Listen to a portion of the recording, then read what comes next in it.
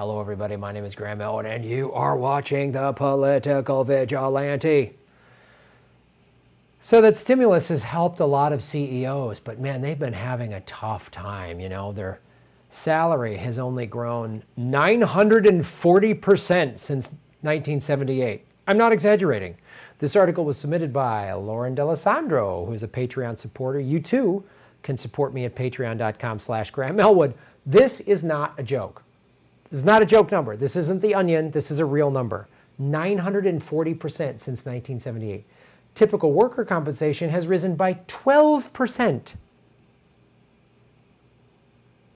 Now, I know I went to public school, but that's a 928% difference. Lauren D'Alessandro, thank you. You've been a Patreon supporter since early on, always sending great articles about financial stuff. Really appreciate it, Lauren. But let's go into these numbers. And again, these numbers are pre-COVID stimulus plan, where they just got a $4.25 trillion payday. The American people got little breadcrumbs spread around. We should have a national rent and mortgage freeze starting April 1st. It's not happening. It's not happening. We're all paying our rents and mortgages on April. If we can. If we can't, we hope we don't get evicted. Oh, there's an eviction foreclosure freeze. I don't buy it. They're using this to snake up houses and property. That's how they stole my house. They told me, don't pay your rent in 2000 or don't pay your mortgage in 2008. We all have all this stimulus money. We'll restructure your loan. I said, okay. I didn't pay for 3 months. They put me on a 3-month forbearance. 3-month forbearance. At the end of that 3 months, they said, oh, you don't qualify for this restructure of the loan. Even though they had $1 trillion or whatever in stimulus money, nah, you didn't qualify because I was in a nice neighborhood and they knew they could kick me out and sell my home and make a profit because they bought my mortgage for 30% of its value. That's what happened to 6 million people in 2009, 10. That's what happened. This will happen again with this stimulus plan. But good news is CEOs have just been sucking their workers dry for the last 30, 40 years. Fantastic. Using the measure that includes stock options realized, we find that CEO pay fell by 0.5% from 2017 to 2018 to 17.2 million on average in 2018. CEO compensation using another measure, which captures the value of stock options granted whether exercised or not, grew by 9.9%. So one measure, it kind of fell by 0.5%, but the real one, $14 million. Both measures show strong growth in CEO compensation over the last 2 years, up 7.1% and 9.2%. This is just over the last 2 years, respectively, for compensation measured with options exercised and options granted. It's out of control. It is out of, oh, the CEOs work hard. No, they don't work this hard. They don't deserve this. Are any CEOs working in the front lines right now? Or any CEOs unloading trucks? Any CEOs stocking shelves? Any CEOs making food and having to handle money and credit cards? And any CEOs having to do that for 10, 12 bucks an hour? Oh, 15 if they're lucky. Are there any CEOs doing that? Putting their lives on the line at risk of getting COVID-19 to work in a grocery store or a food service place? Let alone what the medical field is doing? No, they're not. The CEO to worker compensation ratio was 20 to 1 in 1965, meaning 20 to 1 ratio in compensation. Okay, that's fair. You worked hard. You build up your company. You know, you built this company from the ground up. You make 20 times more than the average. Okay, all right, that's sure. It peaked at 368 to 1 in 2000. In 2018, the ratio was 278 to 1, slightly down from 281. Let's look at that on a chart. Look at this. This is 1965 where they talked about, whereas 19.9, right? CEO to worker compensation based on options realized and based on options granted. Basically the same thing. It's just more cooking the books, bunch of Ivy League frat boys cooking the books to give themselves stock options. That'll just translate that for you. Look at this. Look at the difference. Oh, it came down here. This was the crash. Oh, and there was the tech crash, and then there was the housing bubble, but they all came back up. Oh, wow, look at that. 278 to 1. That's assholes like Jeff Bezos, who's asking his Amazon workers to go into factories where there's people with COVID-19, the Staten Island strike. They found employees with COVID-19. They haven't tested them. They can't get tests because we don't have Medicare for all. And they haven't cleaned it. So just, hey, go in there. Would Jeff Bezos go in that factory and do that? That shipping warehouse? No. Same thing. Jeff Bezos owns Whole Foods. Hey, go to Whole Foods. Stack those shelves. Unship those boxes. Be a cashier. Deal with the public. Expose yourself to COVID-19, way more risky. They're telling everybody to stay home except those workers. They need to go in there. And Jeff Bezos makes 278 to 1. He's probably like 1,000 to 1. He's such a shithead. Do you think maybe we need a general strike? I think we need a general strike. Do you think? I think this is offensive. This is like, okay, you built the company, the executive, fine.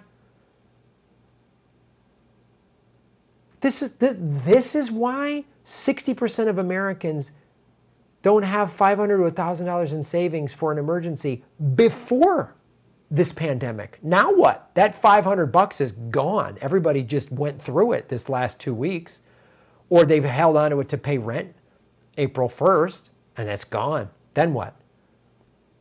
Okay, we get a $1,200 check once, it sounds like, and we can apply for unemployment?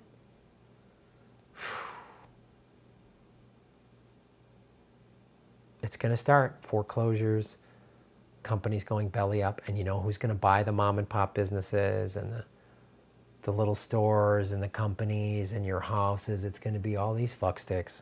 That's who's going to buy it up. That's that Blackstone group that Cuomo had. One of his top guys is going back there. Blackstone is one of those companies that bought up all these foreclosed houses after the housing crisis and rented them to people, and they've raised the rents, so they're helping. So the housing crisis took 6 million homes away from families. 6 million homes away from families, and then these parasites bought these homes and rented them to people and have been slowly raising the rents and making them unaffordable. And they've paid lobbying money to block rent control legislation in states like California. That's what they've done. And they're going to do more of it with this last stimulus bill that both parties signed up. Remember, the Senate voted 96-0. I'm not hanging it all on Bernie. That ain't right. I don't elevate him. He's the lone hero that has to save all of us. So that's not fair, and it's not fair to say it's all on his shoulders, but that's our corrupt system. That's Bernie's flaw, is that he still works with it. He thinks he can reform from within. Oh, here's this shitty bill. I'm going to say no to that bill, but I'll say yes to this bill, provided you give us a couple of little better things. And sure, he fought to get the unemployment for gig workers and self-employed. I appreciate that. I've applied. But it's $4.25 trillion. The whole system is broken. This number is going to go up after this, and we're going to have massive layoffs and unemployment as this thing keeps going. CEO compensation is shifting away from the use of stock options and towards the use of stock awards, which now average 7.5 million. The average. Each CEO, and make up roughly half of all CEO compensation. Sounds like that stock buyback thing. But that last stimulus bill we just passed, Amazon will get the $60 billion bailout they asked for in the $2 trillion coronavirus stimulus. This is as of March 27th, bill that Trump signed into law. It also prohibits layoffs, okay, stock buybacks, and dividends. Good, yay. That's the headline from Business Insider. Okay, good, yeah, that law, that's keeping them in check. You dig a little deeper. Airlines receiving aid will be prohibited from buying back shares of their own stock for a year after the loan is fully paid off and bars them from issuing dividends to shareholders while receiving aid. Okay, here's what's not in the title. This provision can be waived by the Treasury Secretary if deemed necessary to protect the interests of the federal government. Though the Secretary would be required to testify before the House and Senate in such a case. So these two bodies that just gave this corrupt bill to the corporations, that's who's holding them accountable should they do this. Do you see this? This bill was 900 and some pages long. It would take you literally 24 hours to read it. They buried all this crap in there. The corporate media, this is a good bill, $1,200, you can file unemployment insurance. The provision can be waived by the Treasury Secretary if deemed necessary to protect the interest of, coronavirus is spiraling out of control, so we better let the airlines do stock buybacks. And they'll be allowed to lay off employees. That's the Treasury Secretary. Mnuchin, is he going to be held accountable by Senator Kamala Harris, who he donated to her campaign to help her get elected because she didn't prosecute him when he donated to her attorney general campaign? Do you see how fucking corrupt this is? Do you see how much of a joke this is?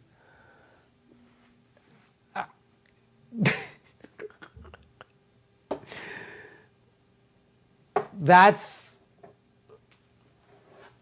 change in CEO compensation. Going back here, it's more what we're talking about. It just shows you how much they've just options, salary, bonus, you know what I mean, in thousands. They're maggots.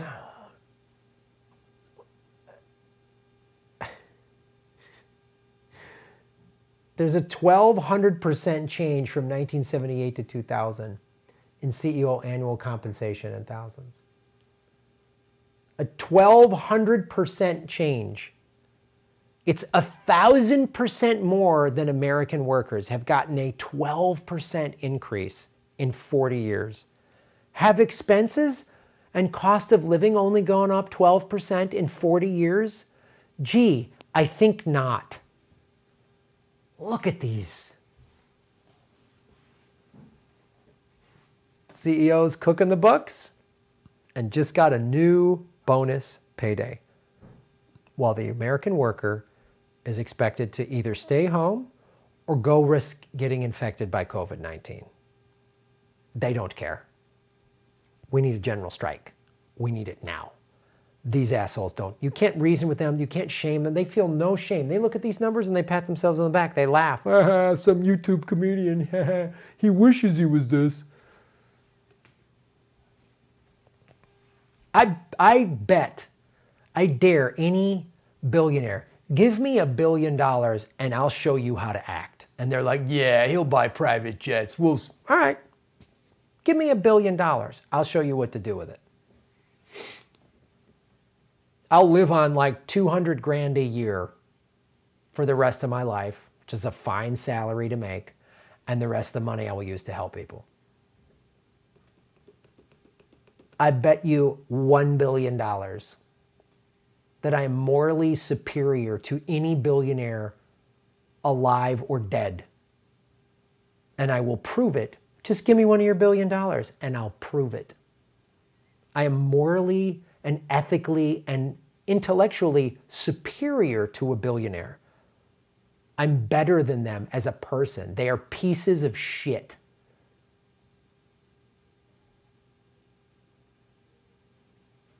Shave your knuckles for justice. Hey everybody, like, share, and subscribe. Hit the bell notification button and the subscribe button, even if you've done it before, because they're unsubscribing, many of you, every day. Watch the ads all the way through. If you click skip ad, I don't get paid. Also, support us at patreon.com/GrahamElwood or rockfin.com/GrahamElwood. Rockfin.com is a blockchain cryptocurrency platform. All my videos are on Rockfin ad-free. Thanks for watching.